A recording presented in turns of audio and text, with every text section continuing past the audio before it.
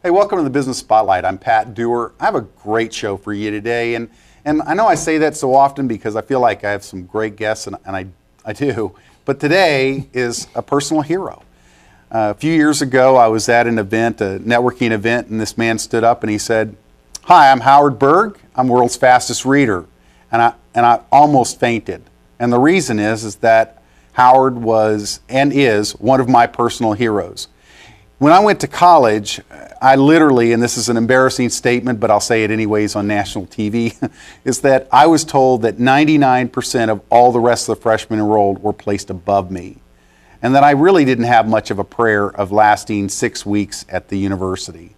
Well, I proved him wrong, and I sent the guy an invitation to my graduation, or at least I guess I wanted to, but the point is that I got my degree, and afterwards I never wanted to be called an idiot again.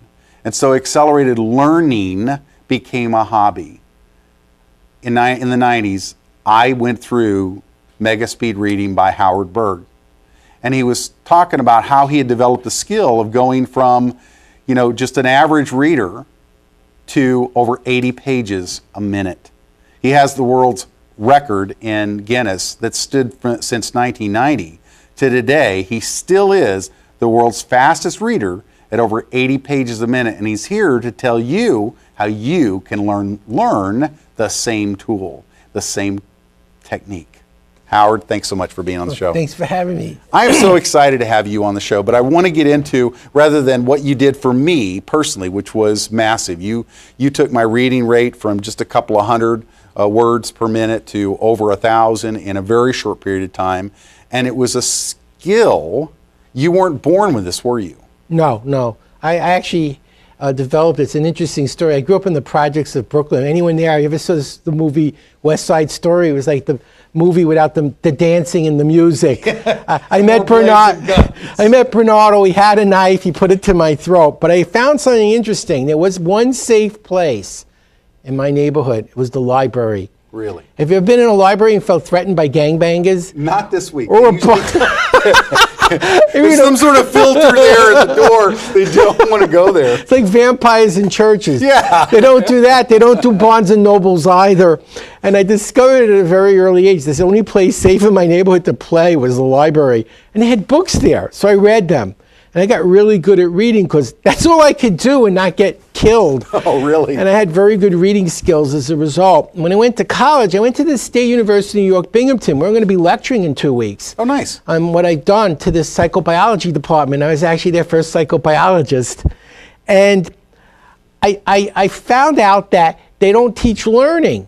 Right. In school, I was a biologist. I went to college, studied biology. In my junior year, I got interested in the brain. How do we learn? I went to the dean. I said, I want to do a dual major, bio and psych. He says, you only have two more terms. You haven't had any psych courses. You have to do 6 science courses a term. And frankly, like they told you, you're not smart enough. And that's when it hit me. They don't teach learning in school or work. Right. They tell you what to learn, why to learn, what will happen if you don't learn.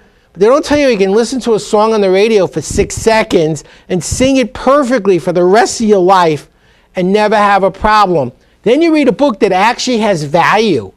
And 15 minutes after you put the book down, you don't remember the title and who wrote it, let alone what was in the book. Right. So I cracked the code on learning, got up to 80 pages a minute, did a 4-year psych program in a year. I did a graduate course in educational psych in 7 hours. Got a B+ on the AP test, and in 50 minutes it was a 6-hour test. And then I realized that what I was doing was teachable. Right. And I'm going to share with you today some of the stories of some of the people I helped and how I helped them. And I'd also like to give our audience some of the strategies that I use so they could actually test it out for themselves and see an immediate improvement. Well, that, and I mean, we've got the IamSpeedReading.com where people can actually acquire a course that will help them really develop the skill that you taught me years ago, right? Better. You took the cassette tape version. I did. You know, it was almost like a phonograph. It's like a phonograph record, you know. Yeah, I wore the words off it though. It didn't. I played it until the the tape was eaten, you know. Actually, it was from Vic Conant and I are very good friends, and it's Nightingale Conant that did that. I used to lecture with Zig Ziglar, and I got to know Vic and all those people, and they made $65 million selling the cassette program. Now it's on DVD. Nice. And they've also upgraded more skills. I found out people don't want to read faster, they want to learn smarter. They want to learn more. And quicker. That was the thing when I was in college. I spent hours and hours in the first few years. I spent so much time reading, learning what I thought was learning. And then it wasn't until my junior year that I flipped the switch and finally went, oh, this is what I need to do, is learn each day what I need to know today, rather than trying to cram for the test the night before. And that might have worked in high school, but in college, it will eat your lunch. I was with Dick Cavett, the famed talk show host, about 15 years ago. He was on MSNBC at the time. And he told me a story about Woody Allen. He said he was interviewing Woody, and Woody said he took Evelyn Woods and he read the War and Peace book in 5 minutes. They said, that's amazing. What's it about? And he said, the Russian Revolution, that's all I remember. So that was the problem with speed reading. People had a very bad taste. They'd speed up, and as soon as they slowed down to learn something, the speed went away. I found a way to speed up when you want to and slow down when you need to. And I'll explain that today to our audience so they could get started as well. Well, and I know they need to go to that iamspeedreading.com and they can get your course. But one of the things that you did so effectively and that you teach is how to begin to engage at a subconscious level rather than just conscious. I mean, it's that whole, isn't it, they say that, what is it, 227 words is about as fast as we can talk in our head? Very close to it. Depending, there are a few people who can go a little quicker, but the average is around 200, yeah. Yeah, and what is it that they're doing? What's hindering people? When most people read, they're not seeing the page, they're hearing it with their eyes. They're listening to a conversation, one word at a time. Compare that to driving at 70 miles an hour on a highway and reading the road in 4 directions, watching the GPS, listening to the radio, talking to a friend and being on the phone.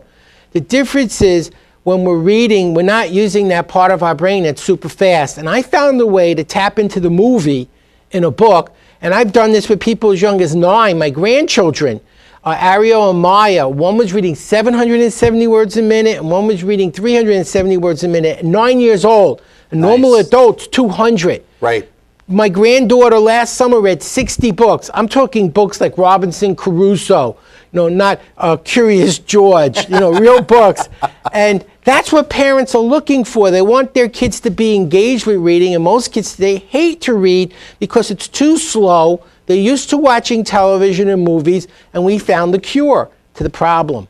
Well, and you even talk about that, how some people are trained in their brain to see so much and will remember everything. Like, how many of us, my wife always says, now, we didn't see that movie. I said, yeah, we did, and I can tell her the whole story because I can see it, right? And you're telling me that I can kind of disconnect the hearing with my eyes. That was a great statement. Yes. Hearing with your eyes yes. versus being able to essentially see the book and view it as a movie. Now that sounds like, for a lot of us, we've never thought in that way because we never learned it. Well, imagine, look at the room you're in right now. Look at the carpet or the grain in the wood or the grain in the table. Imagine trying to describe that grain on a telephone to people. You can't do it, but instantly you see that whole pattern, take it in and understand it. Because the power of vision is to take in huge chunks of data quickly. Whereas hearing is auditory, it's one chunk at a time. We play a song on the radio or on a CD or an MP3 and we listen to it. We see a painting instantly. A book is more like a painting than a conversation. And if there's time today, I'd like to show them how to get started to do that. I'm hoping that they'll go to the I Am Speed Reading, but how would we begin that process, Howard? Go home after this show is over, pick a book you've read already and understood. We want to make sure the only thing that could confuse you is how quickly you're reading and not what you're reading. Get a timer. A lot of you have smartphones, you have watches with timers, you have an eggshell timer, an egg timer in the kitchen. Time yourself for a minute in the first chapter or the first page of your book and read for a minute the way you normally read. And when the bell goes off, take a pencil, mark off where you finished. So now we know how quickly you can read in a minute. Now go back to the next chapter. This time, take your left hand and go across the page, one line at a time, totally across, with your eye following your hand as quickly as you can comprehend. Keep going faster until you can't comprehend to find your ceiling, then go back down to the level where the comprehension comes back. For about 10 minutes, just practice reading as quickly as you can with your eye following your hand, one line at a time, and then go back to where you started originally. And for 1 minute, time yourself and see how far you can go using your hand to move your eyes. You'll be astounded. You'll go 10, 15, maybe 20% further just for that one step. And that's actually the first step in the full reading program that we're giving people the chance to try risk-free. Well, one of the things that's really important too is that the more they practice that, just moving their hand, the less it becomes an issue in their brain that they're thinking, I gotta move my hand. And all of a sudden that begins to accelerate it even further, doesn't it? It's like typing. First it's like, where's the letter A? Where's the letter A? Where's the I still do that. Where's the letter? But most people, when they get good at typing, don't have to think where the letters are. You play an instrument. Where's the C chord? Where's the D chord? Initially, it's quite painful. You have to kind of think, where's the C chord? And then a few weeks later, it's like, play a C, play a D. It's the same thing. The brain wires up when it does something repeatedly, and this becomes completely instinctive. And then your speed goes up even further, because initially you're thinking about what you're doing while you're reading, and then you're just reading again. So your full brain is reading, so you see another huge spike in your reading speed. So if you can double initially in just a few hours' time, imagine the results you get after a little bit of practice. Who's this really for? I want to get into, because you've told us some stories of people that have done amazing things, but I really want to know, when you're talking about learning today, isn't this for everybody? Everybody. Right now, students, there's a 70% dropout rate in two-year colleges. There's a 50% dropout rate in four-year college. And it's taking 6 years on average to finish a four-year degree. So if you're a parent and you thought getting your student into college was going to be hard, getting them through college, that's the real challenge.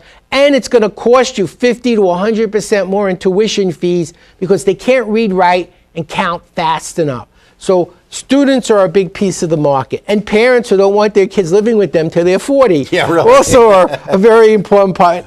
Then there's the professional. Yeah. Information doubles every 6 months. There's more printed in 1 week in the New York Times than a person in the 18th century learned in their whole lifetime. But now the entire economy is based on using information. So reading fast is no longer a luxury, it's a necessity. So professionals trying to be more productive, make fewer mistakes, have more time to do the things they love and times for their family and still make a living. Then there's the guy who got laid off. They're going back for new skills and they're flunking out at a 70% dropout rate. So that's a pretty serious problem. Finally, you got seniors who want to stay mentally fit as they get older. And there were two studies, the Baltimore and Seattle longitudinal studies on aging, that said that people in their 80s who read showed a lower onset of dementia and Alzheimer's. It didn't cure it, but it slowed it down enough so the quality of life remained for a much longer period. And in some cases, they wouldn't get it till they were so old, they were already dead, so it never really affected their lives. So everyone should be looking at this as a possible tool they could be using to improve their lives or the life of someone they love. And the beauty is you buy it for yourself to make more money and your kid does better in school. Well, the other thing though is that I've seen that your technique of beginning to engage your hand is something that whether you're a below 30 millennial type or the Gen Xer, okay, who's the right now kind of mid-level manager and beginning to be in leadership, or the boomer, that our brain begins to change its wiring, it seems, the younger that we go. It's more ADHD oriented. And I'm wondering if those kids aren't just saying, I can learn more, and you're almost hamstringing me by making me listen to what I should be viewing. You're so right. So many of the students I talk to are so used to television and movies, and then they listen to a book at 200 words a minute. It's like, it's painful. Right. For them. Let me tell you a few of the kids I've helped. Sure. I owned a school. I had a homeschool high school. Stephen graduated University of Texas Arlington at 16 with a 4.0, perfect 4.0 grade point average, degree in economics. And the funny story is, he finished at 15. His mother said, you can't go to graduate school till you're old enough to drive. And in Texas, it's 16. So she made him go to an extra year of college. And he did a math major in 1 year. Then he went to Oklahoma University at 18, took a year off, lazy boy, right? Really? And he graduated at 19 with a master's in math with a 3.97. He was crushed. He never got a B before. He got all A's and 1 B. He didn't know what to tell his mom. He got 1 B. Then there was Brad. Brad finished 4-year college in 6 months, went to Korea, learned Chinese in 3 weeks, became a missionary. Now he teaches my classes in third world countries to help bring up the literacy rate. Micah passed the bar exam in California at 19. His 15-year-old sister is a first-year law student. His 17-year-old brother is a second-year law student. And his 22-year-old brother is an attorney and a flight instructor. What do they have in common? They all are using the program. Now, these kids weren't like gifted and exceptional, whatever. They just learned your skill, didn't they? They were intelligent, and he gave them a tool that leveraged the intelligence. Right. A good example is Justin. He was a C student. He could barely do anything when we met him. He was just an average student. He graduated high school at 15. He got his 2-year degree at 17, his bachelor's at 19, his master's at 21 in English, and became a sitting professor at 22, C student. When you give people the right instruction, the right tools, you get better results. You try to hammer a nail with your hand, doesn't work as well as a hammer. You try to screw a screw with your fingers, works better with a power screwdriver. You teach people how to learn and use information faster. It makes sense they're going to learn information faster than using the old-fashioned way. And they're going to learn more than just reading fast. They're learning the whole complete learning system, aren't they? And especially if you're, I sit there and I think, if you're out of college, you think, and some people make about this much of a mistake and start thinking, well, I don't need to read as much anymore. I'm out of college. And we all kind of go, wrong. You're going to read more than you ever thought you would. But now your income is directly related to your education. Now, when I say education, it's not what they trained you in college to do. It's what you're doing every single day to increase your value to the marketplace. If they increase their value to the marketplace, do they make more money, Howard? I used to lecture with Zig Ziglar. Zig would say, rich people have big libraries, poor people have big TVs. And he's right. What you know is what determines your income. A brain surgeon makes more money than a floor wiper because you'll pay more money to have a tumor removed than to clean your house. Right. The other thing is, since information doubles every 6 months, I don't care what you're doing, staying on top of the information is taking a significant amount of your time. Cut that time in half, and you have more time to spend on your business and more time to spend with your family. So it's about being successful in a knowledge-based economy. It's no longer a luxury to read quicker, it's a necessity, and it isn't being taught. And you're right, it's not about fast, it's about learning. I thought maybe I could give people a little tip on what to learn. Sure. One of the things I do want to encourage you, what Howard's talking about is what you get at the imspeedreading.com website. And he's created a really phenomenal program just for me and saying, hey, Pat, here's the thing that will help your audience. So if you're listening and you want to learn faster and be more and really keep up with, I'll say, your industry, but even more than that, keep up with the world around you, then go to imspeedreading.com. Get the material. Now, it's guaranteed, right? Yeah, and it's actually, I've given them a $150 discount off of my normal price. So they're you actually, rock. Thank you. Yeah, Thank and I'm you letting very them much. try it for 30 days free. And if they need help, I give them my personal contact information. I will help them. I was a teacher for 10 years, and I'm still a teacher. I don't think it's about selling a program, it's about changing people's lives. So if people need your help, you should help them accomplish what they expected when they got something. The good news is very few people call because they made it so easy to learn. And one of the secrets is, what do you learn? Yeah, what do you learn? There's only 5 things you really need to learn. First thing is the new words. About 80% of any new subject is vocabulary. Right. Second thing are people and names. Well, who's in the book? What did they do? Third thing is any formula, a statistic, or number, or date. You have to know those things. They're there not for decoration. Right. They're important. You look at the headings and subheadings inside of a nonfiction book, and you're looking for the 5 most important ideas. And the last thing are the questions. Now, most people read questions at the end. Then they say, oh, I don't know the answer, and have to go look for it. I read the questions first, so I know what I'm looking for. Right. Then when I find it, I go, this is what I'm looking for, and it takes me a fraction of the time to find what I need to know. And by using that strategy, learning those 5 things, we did a group of kids aged 11 through 15. We gave them a 30-chapter book in lifelong developmental psychology, which is a sophomore book in college, not a freshman book. And 18 students took the CLEP. You want to write that down, C-L-E-P, for credit.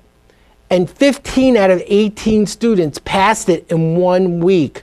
Done with college psychology at 11 years old. Nice. And the beauty is, now when they apply to a college, they have college credit. They're a much better prospect. They have a higher chance of getting that scholarship money. And the confidence that that youngster has when they enter college is one that, I've done this, I know what I'm doing, and I'm going to do really well when I get here, versus college scares me, I don't know how I'm going to handle this, and then you have a 70% dropout rate because they can't handle it. They can't read, write, or count fast enough to do the work. Well, and here's the other thing that's kind of important. You know, you talk about 6 years versus 4 years. I went through college in 5 years. I paid for most of it myself because I worked in the oil field during the summer on a rig, and I got a lot of money doing that. Well, that helped a ton. I came out with not a lot of debt. The kids that are coming out today... Greasy hands. Yeah, greasy hands. I guarantee I was greasy everywhere. But the thing was is that I came out of that. I didn't have much debt. The kids that are coming out, I have a son right now who's been at Lamar the last 4 years. He is going to come out with a ton of debt because he didn't pay with it with his sweat equity. He's done the borrow the money, pay it back. He got a lot of college grants and some scholarships and things because he implemented some of the things that I taught him that you taught me. But the fact is that he's going to come out with a lot of debt.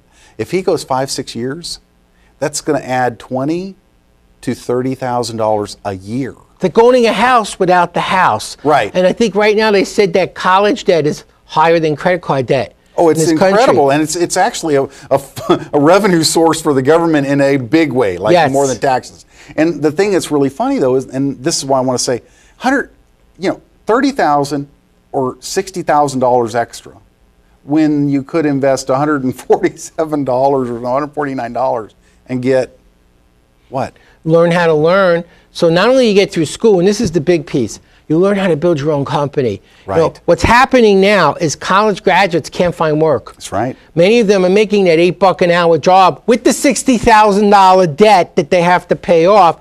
And it's a shame because they were smart enough to go through school, they're smart enough to start a company. How do you start a company? You read books. You read books by people who started companies that were successful in the thing you want to do. You read one book, maybe they got lucky. You read 10 books by 10 people doing what you want to do. You have a business plan.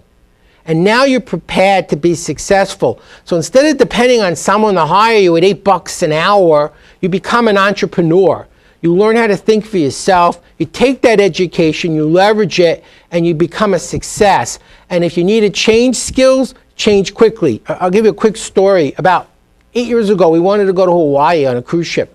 And they wanted me to teach Photoshop. And I said, oh, I teach that all the time. I didn't even know what it was.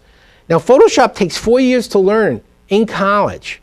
And I had 10 days to learn it. And I thought it would take me a few hours. Well, the Dummies book was 800 pages. So I bought 10 books. I read it in 3 hours. I read fast. You do have the world record. I did 4 days of workshops on Photoshop to photographers and videographers who knew it already. And they wanted to know how many years it took to learn at the level I was at. And I said, oh, it takes a long time. We didn't learn last week. But that's how well I learned it. And that's what people need to do in business. How many of them need to learn a new piece of software, or social networking, or marketing, or communication? Who's got 6 months to learn these things? What if you could do it in an afternoon and actually make some money tomorrow? That's what it's about. when they go to I Am Speed Reading, what are they going to get, Howard? It's 2 DVDs and an activity CD. It takes 4 hours. We guarantee it'll at least double their reading speed or their money back. In fact, we did a double-blind study with a scientific research company. Took 100 people, gave them nothing but the program, and the average person doubled to quadrupled in 4 hours' time. Most doubled. Many did better, but most doubled. So we guarantee that. I give them my contact information. You have a question, you're not getting customer service, you're getting me, the fastest reader in the world. I will make sure you learn it, because my goal isn't to sell programs, it's to help make a better world. Right. And when people learn faster and understand more, they make fewer mistakes, they have more choices, the kids can do things they could never do before. Seniors stay mentally fit. People have time to spend with their families. That's what this is about. It's about taking something that helped me and helped over 1 million other people become more successful and get it into the hands of our audience to help them become more successful as well. And they just go to iamspeedreading.com, yes, fill out the form, they'll get the material in, what, 4 or 5 days, something like that, in the U.S. And they can try it risk-free for 30 days. So for any reason they're not happy, send it back. But nobody sends it back because it works. It's fun. I was on Comedy Central 9 times. I was Jon Stewart's first guest on television, because I understand that learning works better when you're having fun than when you're bored and saying, someone help me, when is this going to be over? Right. I make sure that they enjoy it so much they want more. Right. And I know that there's so much of the stuff that they can just, they'll go through it, they'll be able to implement right away, and you're going to change their world, aren't you? Teach them how to read faster, what to look for, how to find it, how to remember it, how to recall it, even figure out what the questions are going to be on tests and at business meetings before you even crack the book. So that problem is, what am I looking for? You know exactly where it is, what you're looking for, when you found it, and how to make sure you don't have to read it 50 times to remember it.